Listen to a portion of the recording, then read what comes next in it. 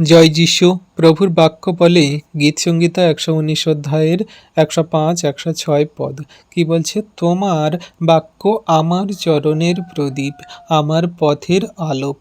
আমি শপথ করিয়াছি, স্থির করিয়াছি, তোমার ধর্মময় শাসন সকল পালন করিব। আমেন।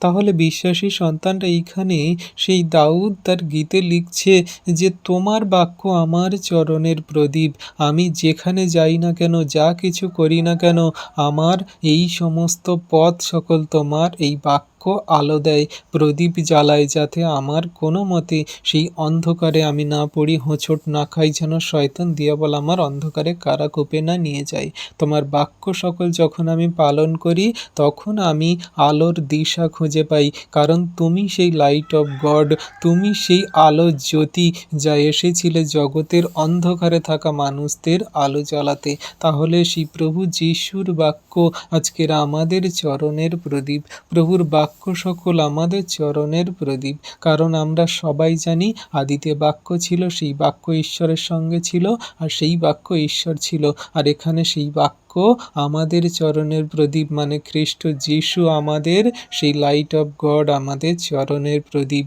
তাহলে আমরা শপথ করি, মনে স্থির করি যে তার সেই ধর্মময় শাসন, মানে তার বাক্য আজ্ঞা শিক্ষা সকল আমরা পালন করে চলব এখন থেকে অনন্তকাল অবধি। তাহলে ঈশ্বর প্রভু আমাদের প্রভু যীশু খ্রিস্টের বিষয়ে সাক্ষ্য দিচ্ছে সেই দাউদের গীত দ্বারা। তাহলে অবশ্যই বিশ্বাসী সন্তানরা এই বাক্য সকল আমরা পালন করি। ঈশ্বর প্রভু সকলকে আশীর্বাদ করুন। আমেন।